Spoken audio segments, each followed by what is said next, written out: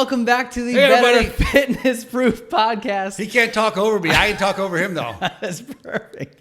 Well, we're joined by one of our all-star amazing members, Glenn, or as I call him, GM, Glenn Maynard. Glenn, can you introduce yourself and tell us a little bit about you, and then we'll dive into the story for the day. Sure. So you've got my name. I'm a probably longest time resident here in Westchester, but I've lived all over the country. For a career, I've been a facilitator of adult training programs and then an executive coach and trainer and consultant. So that's what I've done for a living for years and years and years and years. And actually founded and became a sole owner of my own company. It's been around for almost 30 years, something I'm very proud of. Because not a lot of companies make it that long. 30 years, dude? That's 30 years. I had no idea. I knew you had a company. I knew your role established. I had no idea that it was 30 years. And Wow. more than 20 of them working with my father. And even a couple of them working with my mother and my father. Wow. Yeah. Family business. And what's the name of the business? It's called Strategic Learning, Inc. Strategic Learning, Inc. Yep. Wow. Absolutely. And it's all about, developing the people side of a business's capabilities. So we focus on learning to learn, learning to relate, and learning to choose, which are three big deals when it comes to running any business, running any household, actually having a great relationships. Beautiful. Well, I want to dive into it, as I said earlier. And so what we're going to do today is I want to actually jump forward to, we've got quite the compelling story today. And I think that we're going to, just your fitness journey itself is pretty impressive. And we'll get into the rest of it. So to capture everyone who's going to be listening right now, your own fitness journey has been remarkable, even aside from the challenges that you've had to overcome. You've transformed yourself, and you're not a spring chicken. No. You're Not by any means. You're up there. How old are you? I'm almost 59. Whew. Almost 59. So that is crazy to think that you've been able to do what you've done with your strength training, with your health, with everything that you've accomplished. You've trimmed off quite a bit of body fat. You've gotten into, I would venture to say, the best shape that I've ever seen you been in. Yep. Ever. Absolutely. Yeah, absolutely.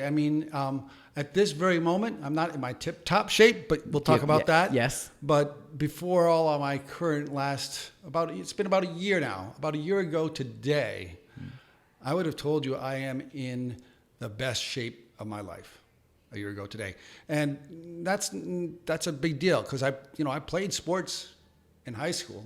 Some of the people I played sports with, one of the guys snapped the ball to Doug Flutie for the immaculate reception. If there's any older people listening, they'll know exactly what that is. And it was an amazing touchdown goal. But it's, you're playing Boston College. That's big time football. Another one was affiliated with the assistant coach with the New York Giants championship team. So these guys, another one was the captain of the Harvard football team. I happened to grow up in a university town, and both the outgoing and incoming coaches had kids on the team, more than one. And they were going to make sure their kids' teams were outstanding. So we got good equipment, good coaching, and lots of weightlifting and all kinds of training. And we started early in the summer, as early as possible, and just went almost all year round informally. When was this? This was I graduated in 81.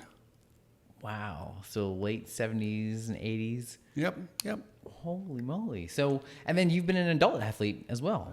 Yeah, not nearly as intensively as that. I played some ice hockey. I got into it because my daughter was skating and our son was skating, and really I kind of got into it because our daughter needed a place to skate, and so when she went into high school, she didn't want to play rough and tumble boys hockey, so we started a girls ice hockey team, and then shortly after that I started doing pickup kind of hockey. It's early morning, bunch of older gentlemen mostly, but there's some older women there too, who skate. They've got to go to work right afterwards, so nobody's looking to hurt anybody. Yeah. And so it was a gentle skate, but it was a way to do some kind of activity, which was helpful. But I carried it around. Let me put it this way: you did not want to come around the net and run into me because you would end up on the ice instantaneously. I was not a movable object at that point. Yeah. At all. Well, you're also, how tall are you? 6'5". 6'5". And at that time, how much did you weigh? Oh, about almost 230, about 228, somewhere in there maybe. Yeah, not a very I didn't weigh myself very movable often object. back then. Wow. Well, now, I mean, again, this time last year, you would have said you were in the best shape of your life. Yeah. And I would still venture to say that you're in still, given everything we're going to talk about, Everything but this part. everything but there, you're in really great shape. Yeah, I'm still in pretty Really good shape. great shape. I almost got the top half back to where I was about a year ago. Wow. And that's after some pretty harrowing stuff. Yeah. So let's jump into the story. Like, I want to take you back to when before we met. Oh. I want to take it back to what was my experience of getting to know BentOnBetter? Yeah. So before we met, leading up to when we actually did meet. So, and that was that first time we'll talk about, we said briefly earlier, that first fundraiser we met. Yeah.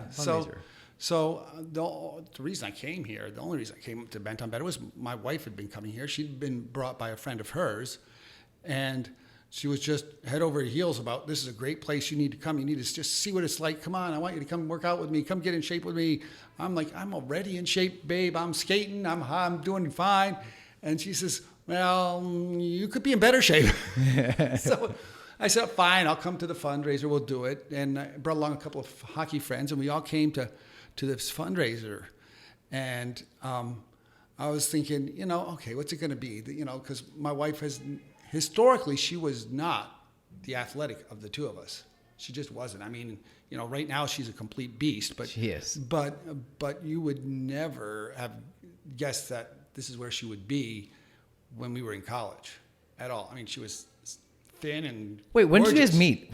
When did you guys meet? We met in college. We met when she was a sophomore and I was a junior in college. It would have been like 1984. Man, you guys are college sweethearts. Yes. That's so sweet. Oh my God. Oh, yeah. It's all kinds of, life is fun, full of these sort of weird moments that define the rest of your life. She got her couch stuck in the dormitory door. No one else was helping, and I walked up and helped. Get out. That's it. Is that how you met? That's how we met. That's how you met. That is the first time I ever saw her. Moving her couch into the dorm. I met her mother, and her father all at the same time. Whoa. Her mother actually picked me out. She likes to claim credit.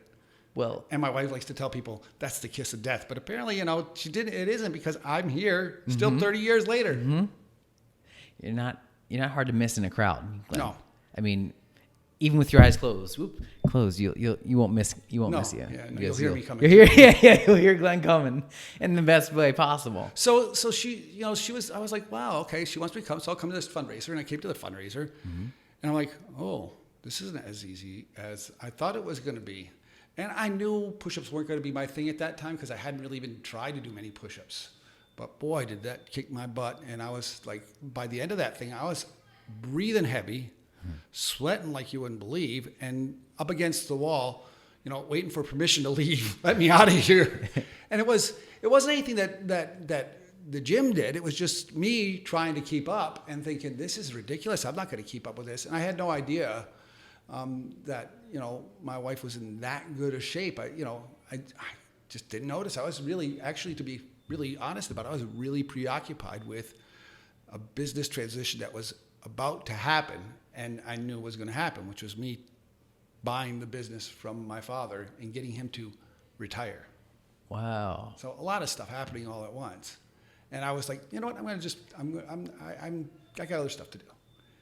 And so that's when I first met it. And I was like, it wasn't a bad experience at all. It was intense. I thought, wow, I'm not sure I'm up for this. So I just went off and did my own thing and kept skating. Yeah. And kept doing my business stuff and kept busy. And, so that was it for a while. And then, about a year or so later, things had really accelerated with what was going on with the business. I had a good friend who took advantage of some of my generosity, which was really disappointing. And I was struggling, and we were struggling too. And, I was actually just reading in my bed one night, just reading stuff. And there was an article about the benefits of synchronous movement to couples. And the basic idea, when you think about it, it's like, well, duh. But when you move in synchrony, there's sort of this harmony that you develop with the people around you. And it develops a closeness and it's not like, magic or anything, but it's just a little bit, and every little bit helps. When you're trying to keep a 30-year marriage going strong, it takes work, and anybody who's been married knows it. So anything you can do. I thought this is worth doing. So she said, come on back, and so I did, and I was like, and I said, on one condition, I don't have to keep up with you. Yeah, that would be tough. She's a beast. It was tough.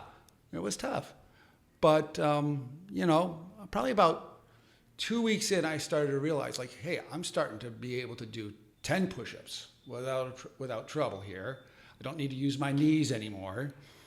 I'm losing weight really, really well, and I'm feeling a lot stronger. And my skating's better too, by the way, because I hadn't stopped skating.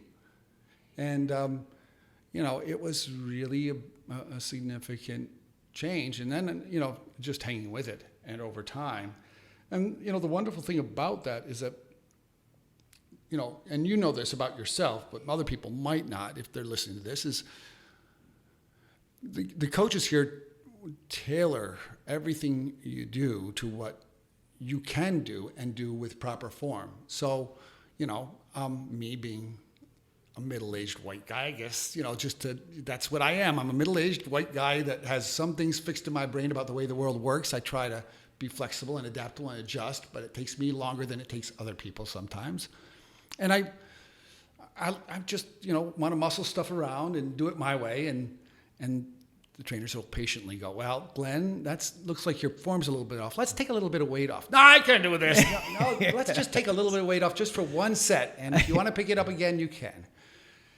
And people who know me outside of the gym, as well as probably many who know me inside the gym, know that I can be pretty stubborn and stuck in my ways. But they have a very nice way of encouraging you to do the right thing without demanding it. And it's not just Matt. Matt's okay at that, but the other trainers are just as good and maybe even better. They are. I agree. They are just as good, if not better. All of them, for real. But to that point, yes, I remember those conversations, especially in the beginning when you're just getting started. It was this really delicate line of, like, I want to encourage you to keep moving forward because your enthusiasm is golden. But at the same time, if you keep going at that rate with that weight and at that pace and trying to do it with that form, something's going to give. Well, and you'll remember that the other thing that was keeping me out of the gym at the very beginning was I had an incident with my back with bulging discs where I had to go to the emergency room. It was so bad. And I had said to you, I'm willing to do some of this, these RDLs and other, things that involve deep knee bends and stuff, but I want to be really clear. I do not want to injure my back because I'm enjoying skating. And if you make me stop skating because I've injured my back lifting weights, I'll be really upset. And so you had probably 15 different things running through your head every time you saw me at work. But it worked. It worked. And my legs got stronger. My arms got stronger. My back. And it's good stuff. Mm-hmm. Really, really good stuff. And it worked really well. And we kept on that journey. You started to make adjustments. And I would find that there were times where I would come in and I would see you training with something that maybe months ago you were using weights with, like the single leg RDLs, for example. Right. You would be using weights and it was so wobbly and so all over, and you'd stumble here, stumble there. And then months later, I would see you would be doing the same movement, but with body weight. Yeah, and being mindful. And that is cool. And that's cool. That's one of the important things. Not everybody wants recognition or needs a lot of recognition, but for me, that's a really important thing. I appreciate it when somebody asks me to do something a certain way, and then I make the effort to do it the way that I've been asked to, and then they notice. Later on, it's like, oh, okay, so they are actually watching for me to do it correctly, as well as paying attention to when maybe I might be injuring myself, which is important. I mean, it takes concentration. Obviously, you know this. It takes concentration to do some of these exercises with proper form to get the benefits that, you're looking to have us get out of them. And if you do them with the wrong form, you don't get the benefits and you might injure yourself. But for when you're doing the activity, it's like you start to lose track of some of that in the back of your head. You're just sweating and huffing and puffing, and you're like, I'm just going to get this up. And then there's Matt in the back of your, standing behind you, go, straighten your back up a little bit, Glenn. A little more arc, whatever it might be. And it's like, okay, all right, yeah, okay, Matt. What exactly do you want me to do? Mm-hmm. And then, like you said, 2 weeks, 3 weeks, a month later, it's like, hey, that looks really good. You've got your form exactly the way we talked about. That's really helpful. And it's that kind of, it's a totally different, as a lifelong athlete, I've done a lot of training and done a lot of weightlifting and so forth. Even on the football team, I'd never have a coach give me that kind of personalized feedback. And it's not like you're with just me. You've got 10, 15, 20 other people in the room at a time. And it's like, I don't want you hovering over me the whole time. In fact, once in a while when you're too close, I'll tell you to leave me alone. Yeah. But most of the time, you're pretty busy with somebody else when you're distributing yourself among that many people. And so it's nice. When I want attention, I can just holler out, "Hey, Matt!" Mm-hmm. And it's good. I mean, that's what's special about this place is it's not like if you're looking for some weird looking cool mechanical machine that makes you feel like you're in the 22nd century. That's not what this is about. If you're looking for somebody to have this humongous bodies and say, look how big I can get coming to this gym. Well, you can get a big body here if you want one, but that's not really what this place is about. But if you want to be in good shape, great shape, and fit, and feel good about your body and your overall health, and you want some personal attention to make sure you're doing things right because free weights haven't been your thing in the past or whatever else, this is a perfect place to come. And it's not just free weights. I mean, you guys do some stuff, and I laugh because some of it, when I first started doing it, I was thinking, this is just stupid. Like, why are we doing this? This has got no real benefit. I mean, it's so light, it's so slow or whatever else. And then as you do it and you work on the form and you make sure you're doing the correct form and you do it over time, you realize, oh, wait a second. I know what this is doing now. But it takes that. You have to hang with it for long enough to realize that. And it's interesting now because when I watch stuff on television, I watch people do training or whatever else, I can pick things out and go, I know what that is. Yes. That's a big step. If you can recognize other people doing it, and if you can recognize when they're doing it right or wrong, or if you're identifying the different movement patterns that are like, oh, that's not the way you could do that. You can do that better. Yeah. That's a huge growth point for you. Yeah. For anyone. Yeah. Well, so I mean, that whole experience was really, really positive. And my wife continued to get in better shape. I continued to get in better shape. We had a great time. We even after the whole COVID mess hit. But you guys still kept up with it. You guys were consistently showing up virtually. Well, yeah, but you guys made that possible too. I mean, that was an unbelievable pivot that you guys made in like no time, flat. I was like, wow. I can't imagine. I know you're an emotional guy. I know you're an excited guy. You and Lynn must have just been in like panic mode. Yeah. Complete panic, tears every other hour. Like, how are we going to survive? We're all going to die. You had to pull yourselves together. You must have had to, because there was no big daddy there, no big corporation to keep the money coming while you're trying to figure out how are we going to keep this business alive when nobody can come here. And you did an amazing job. I mean, it was unbelievable, to do the workouts on Zoom and still get the personal attention. Well, thank you. That's the team. Each and every one of them. That all that credit goes to my team, because without them, I wouldn't have survived. Even though I was able to pivot and show them and lead them the way, they're the ones who help pick up the slack, and they're the ones who help keep it all together when I was in the corner crying and saying, how are we gonna keep doing this for so long? Well, as a business owner, when you look at your business and you're going, am I going to be able to keep this going next week, next month? That's a scary place to be. Mm-hmm.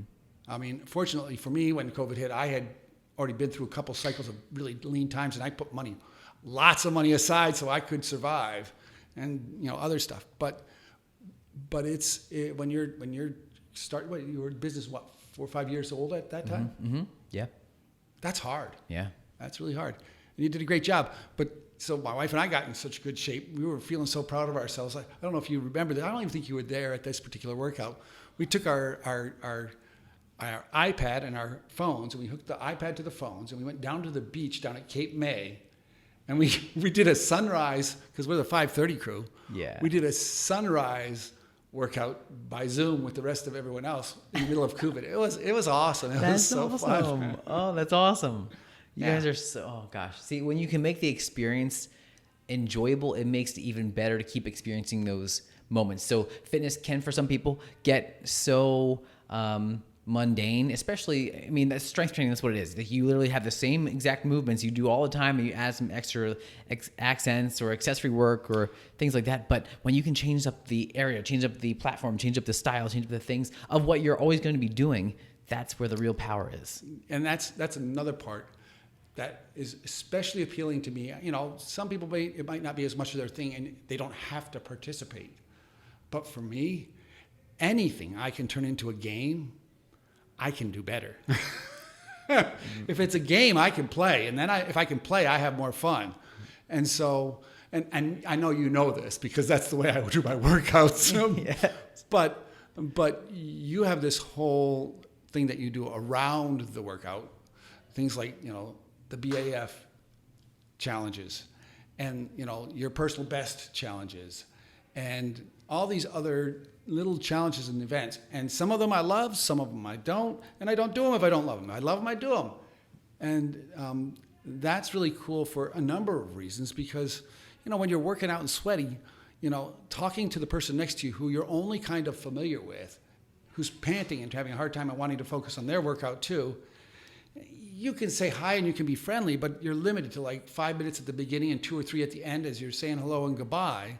But when you do these other events along the way, you just get to know the people that much better, and you really create a community. And honestly, as much as I've loved the workouts and as hugely beneficial as they've been to me, it's the community that I now appreciate more than I can put words to. I mean, and I don't know at what point you want me to talk about this part.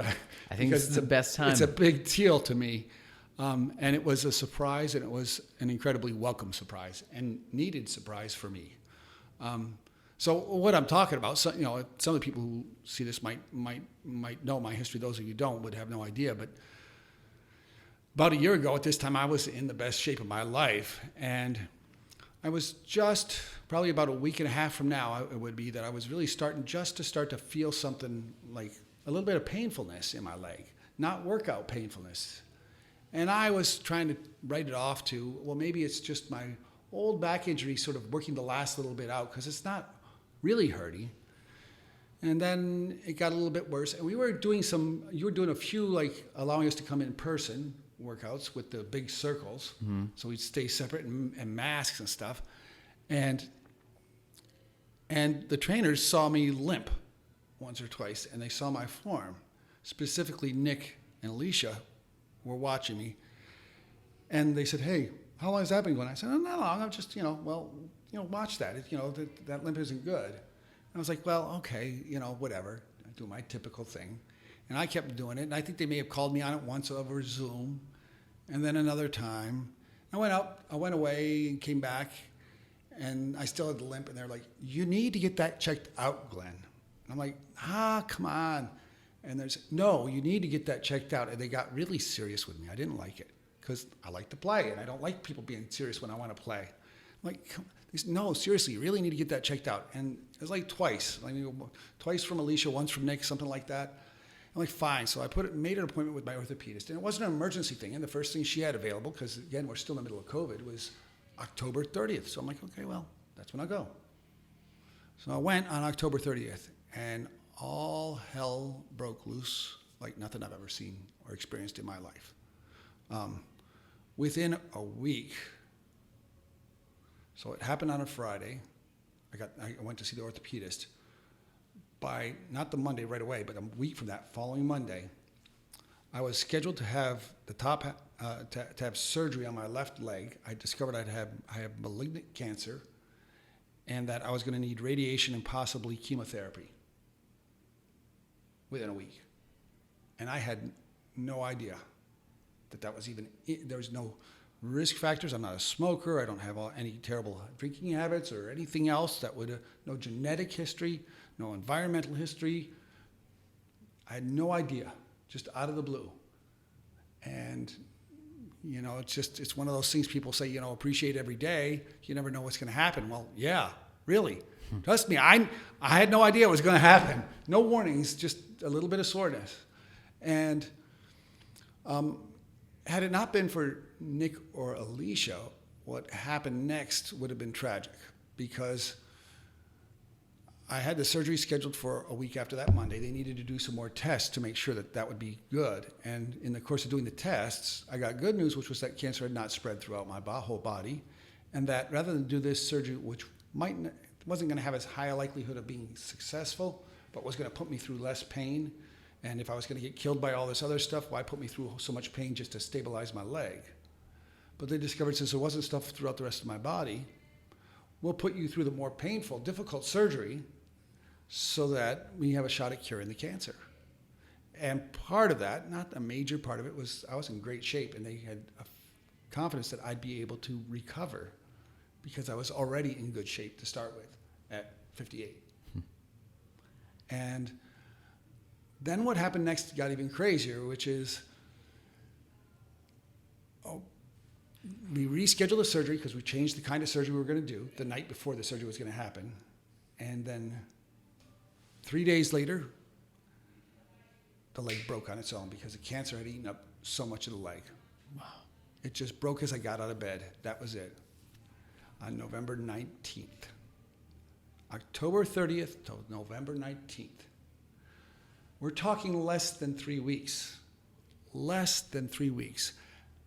Had Nick and Alicia not been confident, had they not been firm, I would not have made that appointment for at least another 2 to 3 weeks.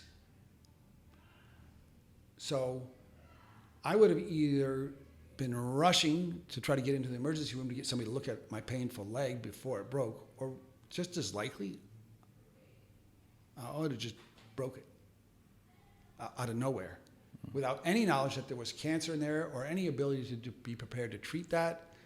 And it would have been an entire mess. You know, who knows? You can go all different ways. I mean, the outcome could have been, you know, anything from bad to absolutely fatal. Mm. And so, you know, I tell people, BentOnBetter saved my life. It really did. I mean, I'm pretty confident that I would not be even sitting here like this right now had it not been for them paying close attention. So, you know, if you don't need help with the form, just at least to have somebody observe you is a good thing. So, you know, I went through pure hell through that surgery because they took the top third of the leg with the hip, replaced it with titanium. There's a titanium rod in the middle third, and the bottom from there down is still all my bone and me. And we did radiation treatment in January, and in February I was released to begin physical therapy. And I guess it was probably around February, late February, maybe March, I was starting to get back here. Now, I could see the fear in Matt's eyes. Oh, what are you doing in here? You better not mess that leg up. He didn't even have to say it. I knew it already, and I knew I was pushing the envelope when I came back in. And I wasn't certain they were going to let me in, but I was going to tell them, I pay my dues. I pay my dues. So they were accommodating, but they were also obviously paying very close attention. And I did mostly stretching with the leg stuff and just nothing that I wasn't doing in physical therapy already. And then and I got released from my doctors for this. I asked them, am I allowed to work out with the top half of my body? And so I did put lots of push-ups and curls and all kinds of anything. And then, you know, Nick and Matt and Alicia say, we got to get something else in the mix. You're doing too much of that one thing, and we need to make sure it's balanced. And so we did that. And, you know, continue to get stronger and stronger and stronger along the way. And I was really confident about what was going on. And then the world happened again. So what's happened now is I am now looking at the cancer as comeback. Nothing to do with any workouts or anything. It's really just the kind of cancer that I got. It's a luck of the draw. And unfortunately, mine is a kind of cancer that is of an unknown origin. Woo! It's just a mystery. And it's not a mystery to just any doctor. I'm working with the team down at UPenn, the Penn Oncology team, and I'm going to be going up to see the one up in New York City, Sloan Kettering, Kettering up there. So Memorial Sloan Kettering, and we're going to consult with them and see what we can figure out about what to do next. But it came back, which is a frustrating thing. But, here's the thing about all of this, through all this. When this hit me all the way back in November, the leg broke. We weren't expecting it. We just went straight down. And my wife is better at telling this story. Excuse me. It's better at telling this story than I am. I'm out. I'm down in the emergency room, heavily sedated and everything else. And she leaves at I have no sense of time, so I couldn't tell you what time of the day. It was just night, dark out. And she got home, and as she's getting home, another member, it wasn't like somebody who's just our best friends ever. It's just somebody that we were friendly with, called her and said, "Hey, Jan, how are you doing? Where are you? I heard something I heard something happened, from another one of our friends, and I'm going to drop something off at your house for you, and you can just drop it in the microwave or put it in the fridge and eat it later." And she dropped off some kind of quiche or something, and my wife said I survived on that quiche for the next 5 days. But it was when you're hit with a tragedy like that, to have people, and then after that, oh my goodness, by the time I got home, I had more food to eat than I've ever eaten in my lifetime. Now, I'm pretty confident that behind my back, my wife told people, we got to get him fat for chemotherapy if it's coming. And so all of a sudden, this food, just pasta dishes and all kinds of stuff, everything you could imagine, was coming at our door. I was like, are we ever going to have to make our own food again? We're hardly able to cook for ourselves. And it wasn't anything we asked for. It was just all of a sudden out of the blue. And, text messages and everything else, even while I was in rehab, and remember, this is COVID. So there are no visitors. So, imagine you're sitting you're actually strapped to either your hospital bed or your wheelchair. If you try to move, alarms go off. So you have no autonomy. You're well aware that a third of your of your femur has been cut off. You're in pain. You're popping opioids and aware that that's not a great thing for long-term living. And the world outside is dying of COVID, and you're not allowed to see anyone. It's isolating. It's scary, and it will screw with your mind like you wouldn't believe. And I was very fortunate. They gave me a mercy visit, turned into an hour and a half. It was supposed to be an hour and 15 minutes with my wife. I got my head back on straight and continued to get all kinds of messages. Sometimes I got daily messages. Sometimes it was more than I wanted, but it was okay. I was happy to have the messages. Other people weren't getting all the messages I was getting, and it was nice because I had my iPad and I had my phone. I could text people. I could talk to them if I wanted to. And a large number of those people, my family, of course, was texting me and interacting with me, but there was a huge contingent of BentOnBetter family members who wanted to make sure I was doing okay. And boy, there's nothing like that helps you commit to getting yourself well again. And they actually reluctantly let me out a day early. Because you're a fighter. Yeah. You're stubborn. That too. Well, and I would say because I also started out in great health as well. The nurses at UPenn, thank you.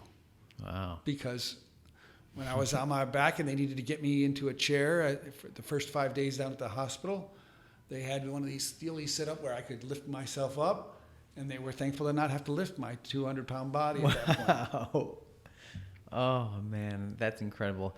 I know, I've known the story. I'm still holding back and getting choked up. And I get choked up about it, man. But it's so true. And I cannot even begin to imagine the feelings that you must have felt sitting there by yourself, isolated from the world. Oh, yeah. Control and without being able to have any autonomy with yourself. Everything was gone. But your personality, your perseverance, your hard-headedness got you through that time. Yeah. and I have my business to fight to get back to. I have my family to fight to get back to. I have all the people that depended on me for different things that I do in my business to get back to. And I had my whole gym family to get back to as well. And, that makes a difference when you have something that you're fighting for, and a lot of things that you're fighting for. It's a lot easier to fight. You got nothing to fight for. It's a different story. Then it's even harder. I feel for those people. And so, I would tell people, if nothing else, just for the community, for just to have a sense, because if you come to this gym and you can't be nice to other people, don't bother. You won't stay. Either we won't let you stay or Matt won't let you stay. So you've got to learn to accept the differences. And that can be difficult, but you've got to learn to accept the differences, because that's a huge part of what this is about. It's about letting people have their own fitness journey in a way that helps them grow, them be stronger, them be the best version of themselves they can and want to be. And that's not up for anybody else to decide or choose. And if you try to push somebody too far, that's not welcome. That's so good. Oh, okay. So I'm gonna interrupt you here because I know where you're going. I'm gonna steal it, I think. So I'm gonna do a little commercial. But go ahead. In that time, I want you to think of a way we can wrap this up. I'm ready to wrap it up right now. And you ready? Go. You ready? Do your commercial. Let's skip the commercial. Do your commercial. Do your commercial first. No. All right, quick commercial. So if you're watching on YouTube, hi, hello. Make sure you check out the subscribe button, click it. Give us a thumbs up in this video because, come on, Glenn's story. Give us a thumbs up. Leave a comment in the comment section below about all the things you've enjoyed about this, what your biggest takeaways are, and what you're struggling with right now. We want to get a conversation going around these struggles so we can make the progress we want to see. If you're listening to this on any sort of podcasting platform, make sure you give us a 5-star rating if you think it's worth it. If you don't, if that's okay, send me an email. It's Matt, M-A-T-T, at BentOnBetter.com. I want to hear how we can make this better so you can continue to grow, continue to improve, continue to move forward with your own fitness and health journey. Now, swinging it back to the man, the legend. So, to bring this home, I tell people, and they think I'm being way overdone. Is like BentOnBetter saved my life, and I've told that story already in this podcast. But here's the second time. So, the reality is that I didn't know anything was wrong with my leg. I wasn't scheduled for another scan of my leg. It wasn't something that was going to happen on its own. Really what happened was I was looking at my PT and going, well, I've got about 10 more sessions on my PT because I've been working at it really hard. And I want to be able to be independent and start making the transition to doing regular old training. So I need to start to do that. And so I pushed myself at my physical therapist really hard. And then I tried to come here and I would stretch, and then I'd push myself at the physical therapist really hard and come here and stretch, and it wasn't getting better. And I'm like, I'm not doing anything at BentOnBetter that's wrong. I'm just stretching. I'm working harder at physical therapy, but that's just physical. What's going on? And, the thing that got me was like, okay, it's not quite right. And I could hear Nick and Alicia in the back of my head. I'm like, I'm not going to let them get me again. I'm just going to go. And of course, to be fair about it, my wife was not happy that I was feeling the pain. And so again, because I was working and because I was trying to stay healthy, I got early warning. So I have some time yet before this starts to totally go wild to actually get some good consults, some good treatment from the medical professionals to get the best possible treatment of this return cancer. So I'm still in pretty good shape, and I'm in shape to do the fight I got to do next. And I'm looking forward to coming back and getting in great shape once again so I can get ready for whatever comes after that. I love that. I love it. I want you to give me a little mega powerful whatever you want. I was going to say make a punch, but don't punch anybody. But like, give me this powerful Glenn speech in a way that you would speak to someone who was in your shoes before we even met, or maybe someone who's going through what you've gone through and whatever struggle it might be. Give me something strong to end this on the positive Glenn note that I know we can end on. So I can't speak to somebody who's 22 years old right now. It's been too long since I've been 22, but I can speak to somebody who's 42 or 52 and who's thinking, oh, come on now, look, I've been around a while. Yeah, I was in great shape back then. I know what it took back then. I don't want to do all that. I just, you know what? I don't feel like I want to go that crazy. Don't. You don't need to go that crazy. There's absolutely no reason to. However, I will also tell you, if you don't do something, you won't be living your best life. You need to find a way to stay active and to stay in shape. And what I'll tell you is if you do it here and you get yourself here consistently, you will find that you'll want to do a little bit more. And then a little bit, maybe a little bit more. And before long, you'll be like, oh, wow, look at me. I'm in great shape. And it won't have felt like work. It will have felt like getting together with a bunch of friends and having a good time. That's so good. So give it a shot. Matt will work with you. Yeah, make it happen. That was awesome. Thank you. Thank you for hanging out with us. We'll see you again next time. Bye.